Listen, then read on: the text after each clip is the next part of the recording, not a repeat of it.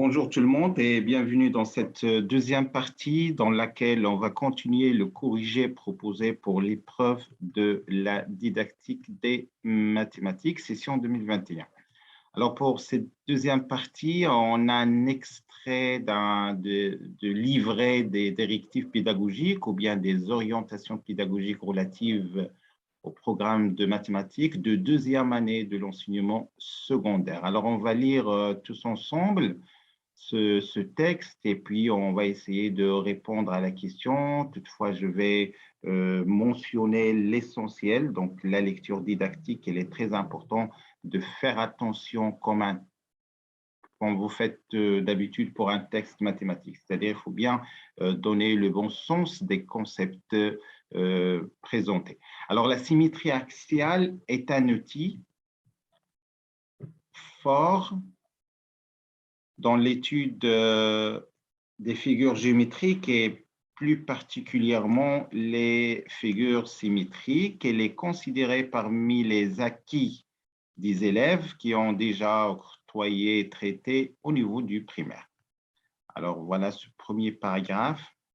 Aussi doit-on la renforcer, la rehausser et l'employer dans la résolution des problèmes géométriques divers en vue d'entraîner les élèves à la démonstration. Donc, entraîner les élèves à la démonstration et d'une part et d'autre part, la justification des constructions et des résultats.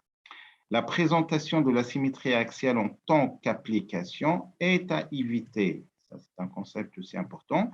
D'ailleurs, toutes ces propriétés, voici les propriétés, la conservation de la distance, l'alignement, l'air, les mesures d'angle, et bien d'autres, par exemple la conservation de formes géométriques, doivent être déduits d'activités bien choisies en s'appuyant sur, attention, l'observation, l'expérience et la mesure. On exploite ces activités pour élaborer des démonstrations simples. Voilà donc le texte issu du livret des orientations pédagogiques. Je vais le relire encore une fois de plus. Alors, la symétrie axiale est un outil fort dans l'étude des figures géométriques, plus particulièrement les figures symétriques. Elle est considérée parmi les acquis des élèves qui ont déjà octroyé et traité au niveau du primaire. Aussi doit-on la renforcer, la rehausser et l'employer dans la résolution des problèmes géométriques divers en vue d'entraîner les élèves à la démonstration et à la justification des constructions et des résultats. La présentation de la symétrie axiale en tant qu'application de plan est à éviter. D'ailleurs, toutes ces propriétés, conservation de la distance, de l'alignement de l'air, des mesures des angles, des mesures d'angle, doivent être déduites d'activités bien choisies en s'appuyant sur l'observation, l'expérience et la mesure. On exploite ces activités pour élaborer des démonstrations simples. Alors, je tiens à souligner que ce texte il est traduit de l'arabe à partir du livret des orientations pédagogiques.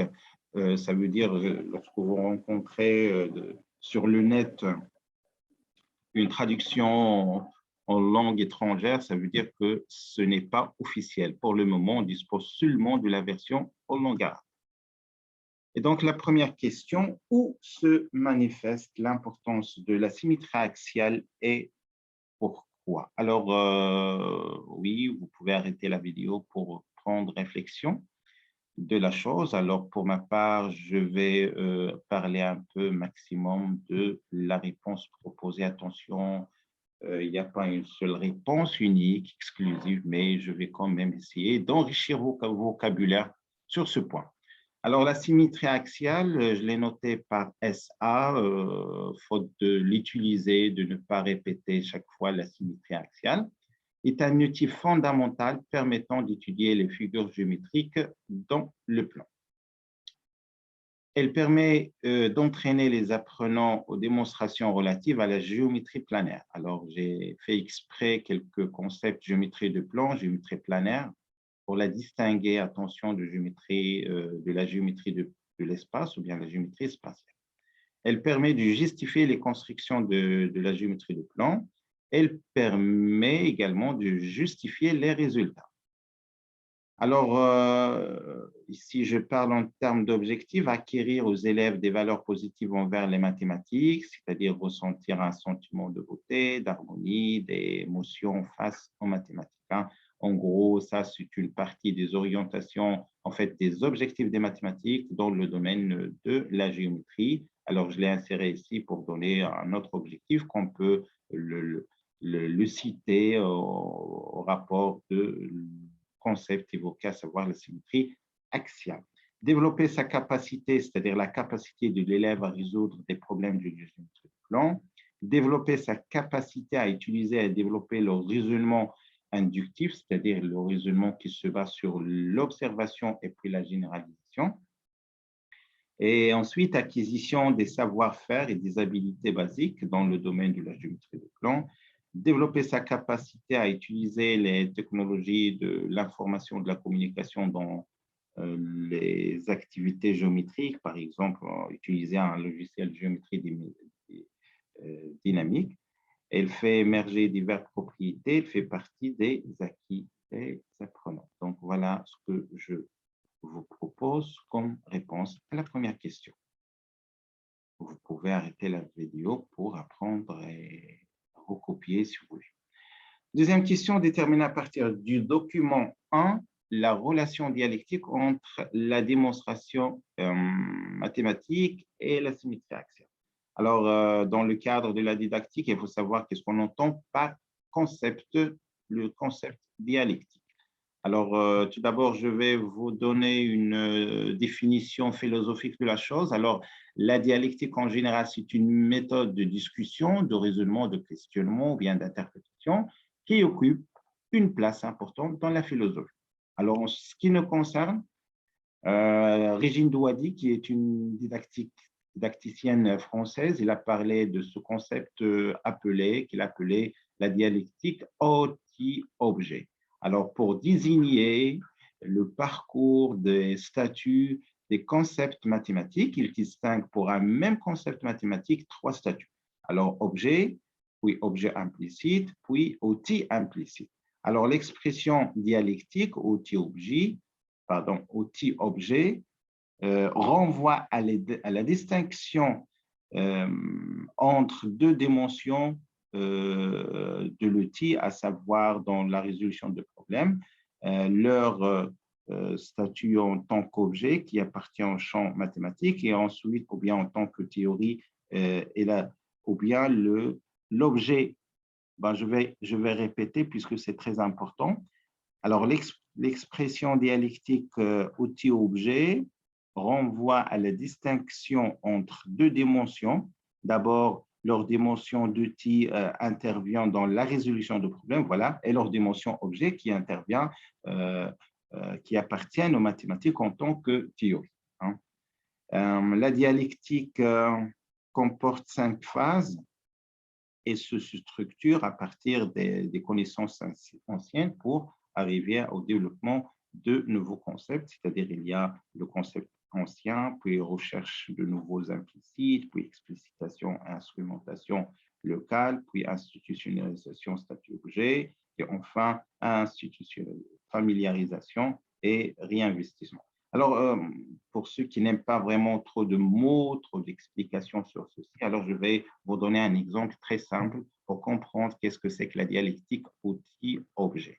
Alors, vous prenez par exemple les nombres complexes. Alors, les nombres complexes, on peut les voir en tant qu'objet et donc étudier qu'est-ce que c'est qu'un nombre complexe, qu'est-ce que c'est qu'un nombre imaginaire, quelles sont les propriétés de ce concept. Mais quand on parle de l'outil des nombres complexes, il faut les percevoir ou bien les voir comme des outils. Et vous pouvez bien imaginer la grande utilité des nombres complexes à montrer des résultats très puissants pour la géométrie de plan, par exemple pour montrer l'alignement, ou bien le parallélisme, ou bien la perpendicularité de deux droites. On peut, à l'aide d'un nombre complexe, se revenir tout simplement à des calculs algébriques, hein, très très simples qui nous permettent d'affirmer sur ces conclusions. Voilà donc outil-objet. Alors, pour nous, quelle est la relation entre quel rapport avec la symétrie axiale? Alors, vous savez que pour la symétrie axiale, pour la définir, pour les élèves de l'école primaire, on dit par exemple, on voit, c'est par les yeux, hein, on voit, c'est par les yeux, une certaine ressemblance d'un côté et de l'autre. On peut également, ce qu'on voit de l'autre côté de miroir, hein, mais ça, c'est une définition. Hein. Et en même temps, on peut la définir comme une propriété, c'est-à-dire que c'est ça la dialectique, c'est la thèse et l'antithèse. On ne sait pas ce qu'on a défini la symétrie axiale par une propriété, ou bien on l'a défini, puis on a utilisé les propriétés. Donc, c'est ça, c'est cette non-stabilité de la conception qui fait apparaître ce concept de dialectique. Question suivante, pourquoi, à votre avis, la présentation de la symétrie axiale en tant qu'application du plan est à éviter? Attention, on entend ici par application. Bon, vous savez que toute fonction numérique est une application sur son ensemble de définitions. Et donc, parler d'une application, ça veut dire qu'il faut évoquer la notion de ensemble de départ, ensemble d'arrivée, qu'est-ce que c'est qu'un ensemble? Et donc, c'est quelque chose qui est hors programme. Vous pouvez imaginer que vous avez vu pour la première fois la notion d'ensemble et application à la première année baccalauréat série sciences mathématiques, par exemple, ils n'ont pas d'entre eux série. Donc, en tant qu'application de plan, donc il faut éviter ceci parce que c'est hors plan. Alors, ce que je vous propose comme réponse, alors la présentation ou bien l'introduction de la notion de symétrie axiale en tant qu'application dans le plan est à éviter car elle est hors programme. D'une part. D'autre part, construire le symétrique par rapport à une droite est une tâche, voire une capacité acquise depuis le cycle primaire par observation et expérimentation. Donc, on n'a pas besoin vraiment d'alourdir la tâche pour faire introduire ce concept parce que déjà, l'élève a vu ça depuis l'école primaire par des outils très simples. Par ailleurs, les capacités attendues prescrites, par exemple dans la classe de troisième collégiale, ont pour objectif principal d'assurer des constructions géométriques à l'aide de la symétrie. On n'a pas vraiment d'étudier ceci en tant qu'objet, mais de l'utiliser, par exemple, pour faire des constructions géométriques. Deuxième partie, toujours, identifier à partir du document 1 les outils à adopter pour présenter les propriétés de la symétrie axiale. Attention au concept outil, c'est très important dans le cadre de la didactique et je vais vous lister quelques outils. Alors, pour présenter les propriétés de la symétrie axiale, au cycle collégial, l'enseignant devrait proposer des activités pertinentes relatives à chacune des propriétés, par exemple, la conservation de mesures, alignement de l'air, mesure des angles, et ce, à partir des figures géométriques se basant sur l'observation, la mesure, l'expérimentation, l'usage des instruments de géométrie, que ce soit une équerre, un compas, une règle, un rapporteur, qui sont vraiment fondamentales pour présenter les propriétés de la symétrie axiale. Donc, je vais revenir, oui, c'est ça.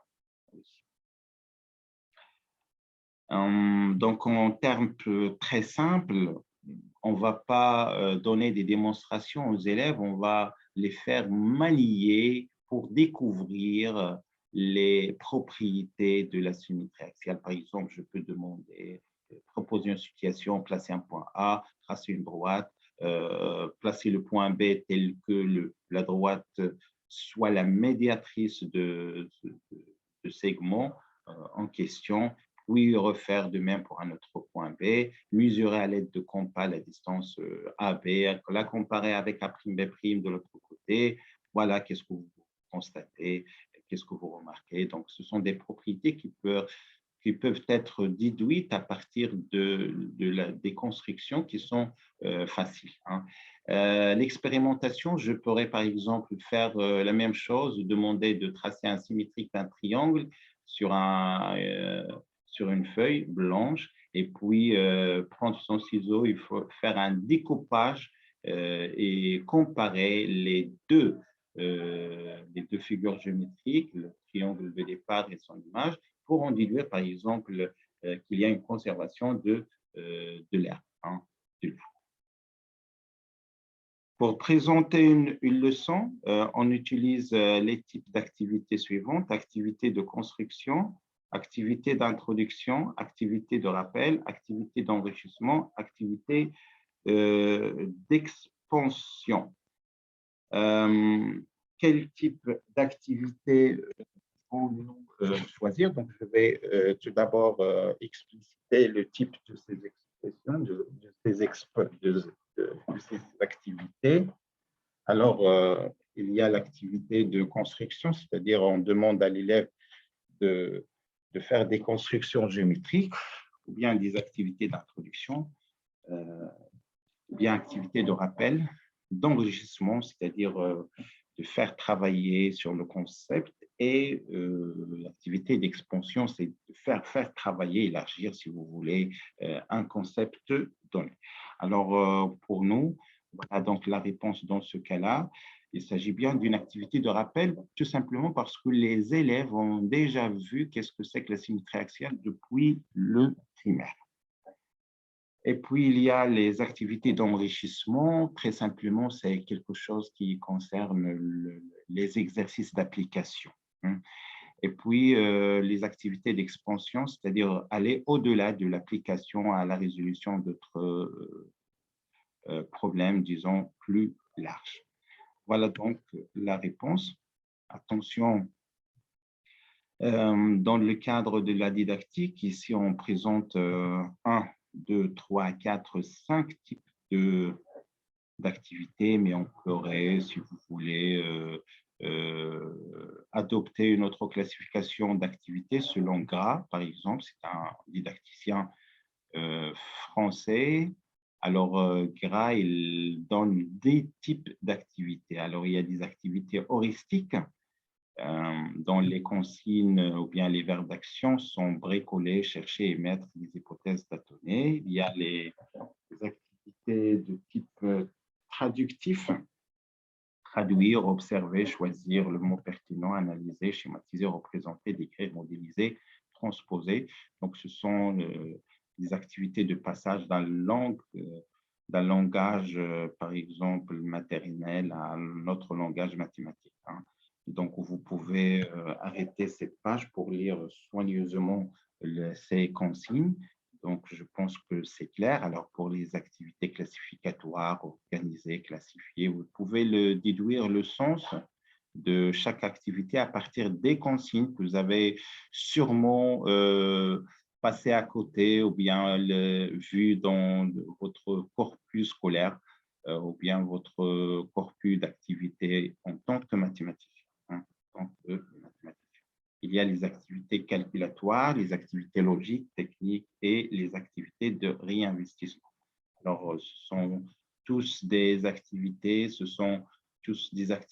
que vous pouvez les imaginer à partir des questions qu'on a l'habitude de voir dans les exercices et des problèmes. Dénombrer, calculer, appliquer un algorithme, ça c'est pour les activités calculatoires.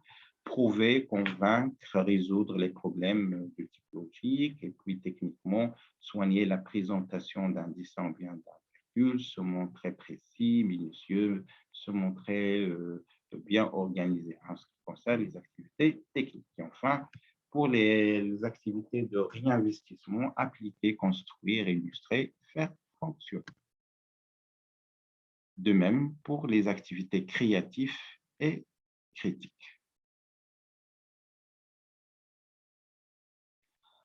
Question suivante: proposer une situation problème dans laquelle la symétrie axiale est utilisée comme un outil de résolution. Alors, attention, on va utiliser la symétrie axiale en tant qu'outil, hein, en tant qu'outil, pas en tant qu'objet. Voilà ce que je vous propose. ABCD est un parallélogramme de centre O, E et F les symétriques respectifs de A et C par rapport à la droite PD. Première question: construire une figure. C'est normal qu'on propose la construction d'une figure parce qu'on peut dire que c'est une étape très importante pour comprendre pour répondre à la situation. Et puis, on a montré OE égale à F, c'est-à-dire on a égalité de distance, et donc c'est une propriété de conservation de distance, c'est une propriété de la symétrie axiale. Donc, je vais utiliser, je vais chercher, je vais préciser, dans la tâche demandée à l'élève, et d'abord préciser les éléments caractéristiques de la transformation de plan, à savoir la droite, hein. Et puis, par exemple, montrer que l'image de O, c'est l'image de segment OE, c'est le segment EF, et donc il y a une conservation de distance. De même pour l'alignement, on peut partir de 3 points qui sont alignés, dont les images devront être nécessairement alignées. Et enfin, montrer que AFCE est un rectangle. On pourrait par exemple utiliser la symétrie axiale pour montrer que ces diagonales ont le même milieu. Et donc, il s'agit bien d'un rectangle. Alors, je vais ajouter à titre de culture les commentaires, un commentaire général sur le chapitre de la symétrie axiale. Alors, ce chapitre de la symétrie axiale, il est proposé en première année PECOF, c'est-à-dire première année parcours international collégial option français, c'est-à-dire la première année du collège. Ils ont déjà vu ça sur le chapitre symétrie centrale. En fait, les transformations. On commence par la symétrie centrale, première année, deuxième année, symétrie axiale, et puis il y a les vecteurs et translations, et puis en troisième année, il y a les transformations et vecteurs. Hein, ce sont les transformations de plan en général vues dans le cycle collégial. Hein. C'est une idée pour vous donner une idée en fait sur les transformations qui figurent dans le programme de cycle collégial. Hein. Il n'y a pas que la symétrie axiale, mais elle se situe au deuxième année, bien sûr, dans le domaine de la géométrie de plan. Voilà donc, merci de votre attention. On se donne rendez-vous la prochaine vidéo.